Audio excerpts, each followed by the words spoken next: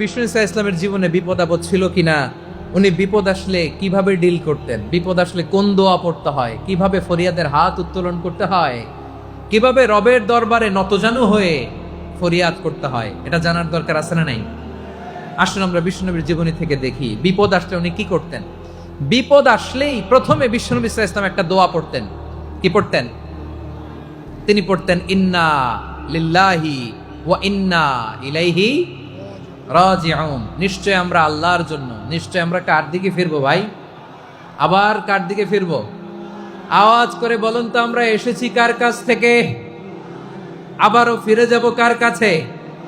এজন্য বিষ্ণুই পড়ছেন ইন্না লিল্লাহি ওয়া ইন্না ইলাইহি রাজিউন। নিশ্চয় আল্লাহর জন্য, ওই আল্লাহর দিকেই আমরা ফিরে যাব। তারপরে বিশ্বনবী পড়তেন আল্লাহুম্মা আজুরনি ফি মুসিবাতি ওয়াখলুফ লি খায়রাম মিনহা। একসাথে প্রথমে পড়তেন ইন্না লিল্লাহি ওয়া ইন্না ইলাইহি রাজিউন, তারপর পরই পড়তেন আল্লাহুম্মা আজুরনি ফি মুসিবাতি ওয়াখলুফ লি খায়রাম মিনহা। মানে আল্লাহ, এই যে আমি বিপদে ধৈর্য ধারণ করলাম, এটার সব তুমি আমারে দাও, আর যেটা হারালাম এর চেয়ে ভালো কিছু দিয়ে মেকআপ করে দিও, ভালো কিছু দিয়ে বদল করে দিও। সুবহানাল্লাহ পড়েন। তাহলে বিপদ আসলে আমরা কি পড়ব? কথা বলেন।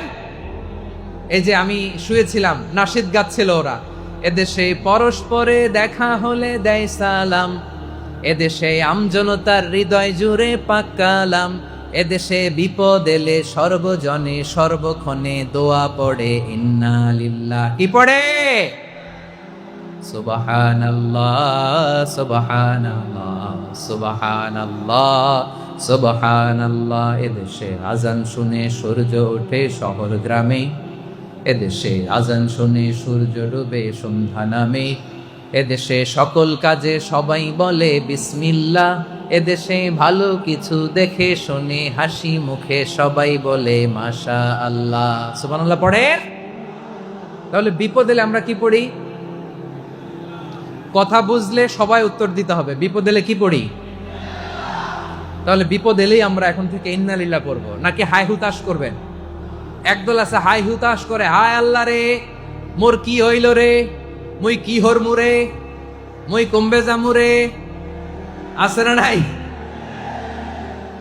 এরকম বিলাপ করতে নিষেধ করেছেন বিশ্বনবী। কি করব, কই যাব, কি হবে, হায় হায়, এরকম হাহুতাশ আছে না নাই? বিশ্বাসীরা হাহুতাশ করে না, তারা ইন্না লিল্লাহ পড়ে। কি পড়ে মনে থাকবে?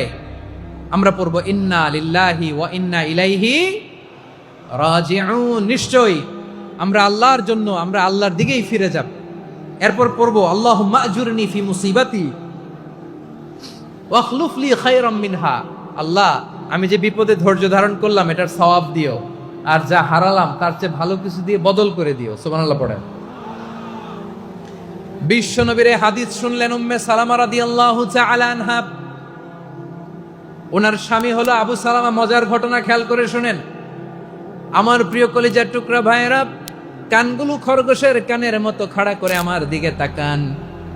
সাইয়্যিদাতুনা উম্মে সালামা রাদিয়াল্লাহু তাআলা আনহা, ওনার স্বামীর নাম আবু সালামা।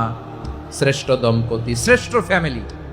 প্রথমে হিজরত করেছিলেন হাবাসায়, পরে হিজরত করেছেন মদিনায়। উহুদ যুদ্ধের পরে ওনার স্বামী আবু সালামা ইন্তেকাল করলো, শহীদ হলো। সুবহানাল্লাহ পড়েন।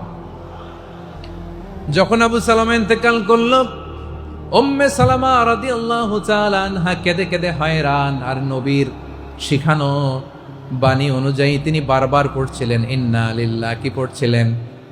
মুই কই জামু, কি হরমু, এগুলো বলে নেই। কি বলছে? ইন্না লিল্লাহ। যেহেতু বিশ্বনবী বলেছেন কেউ যদি বিপদের প্রথম ধাক্কায় পড়ে ইন্না লিল্লাহি ওয়া ইন্না ইলাইহি রাজিউন, আল্লাহুম্মা আজুরনি ফি মুসিবাতি ওয়াখলুফ লি খায়রাম মিনহা, তাহলে এই বিপদে যে সে যা হারালো তার চেয়ে শ্রেষ্ঠ কিছু দিয়ে আল্লাহ তার বদল দিয়ে দিবে। এই হাদিস শুনে উম্মে সালামা রাদিয়াল্লাহু তাআলা আনহা ওনার প্রাণ প্রিয় স্বামী আবু সালামার ইন্তেকালের পরে চোখের পানি ছাড়ে আর পড়ে ইন্না লিল্লাহি ওয়া ইন্না ইলাইহি রাজিউন, আল্লাহুম্মা আজুরনি ফি মুসিবাতি ওয়াখলুফ লি খায়রাম মিনহা। বারবার এই দোয়া পড়ে চোখের পানি ছাড়ে, এই দোয়া পড়ে চোখের পানি ছাড়ে, আর মনে মনে বলে আবু সালামার মতো ভালো মানুষ মদিনাতে নাই। আবু সালামার চেয়েও ভালো মানুষ মদিনাতে নাই, তার চেয়ে ভালো মানুষ কি করে আল্লাহ তাআলা আমারে দিবে, তার চেয়ে ভালো মানুষ তো আমি মদিনাতে দেখি না। চোখের পানি দিয়ে বুক ভাসায় আর নবীর হাদিসের উপর আমল করে পড়ে ইন্না লিল্লাহি ওয়া ইন্না ইলাইহি রাজিউন, ইন্না লিল্লাহি ওয়া ইন্না ইলাইহি রাজিউন।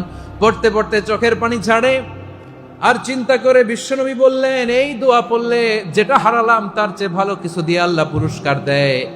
আবু সালামের চেয়ে ভালো মানুষ মদিনার মধ্যে আর কে হতে পারে? কি আজীব তামাশা, কি অবাক করা ঘটনা। কিছুদিন পরে দেখা গেল সাইয়্যিদুল মুরসালিন রাহমাতাল লিল আলামিন স্বয়ং বিশ্ব নবী উম্মে সালামাকে বিয়ের প্রস্তাব পাঠিয়েছে। স্বয়ং বিশ্ব নবী উম্মে সালামা রাদিয়াল্লাহু তাআলা আনহাকে বিয়ের প্রস্তাব পাঠিয়েছেন। উনি রাজি হয়ে গেলেন, বিয়ে হয়ে গেল, উনি হয়ে গেলেন উম্মুল মুমিনিন, আমাদের মা, পুরো মুসলিম উম্মার মা। চিৎকার করে বলেন আল্লাহু আকবার। তাহলে আমার প্রাণ প্রিয় ভাইরা, বিপদে পড়লে আমরা পড়বো ইন্না লিল্লাহি ওয়া ইন্না ইলাইহি রাজিউন, আল্লাহুম্মা আজুরনি ফি মুসিবাতি ওয়াখলুফ লি খায়রাম মিনহা। পড়বেন? পড়বেন না? যারা যারা বিপদ আসলে এই দোয়াটা পড়বেন এখন থেকে আওয়াজ করে ইনশাআল্লাহ বলেন।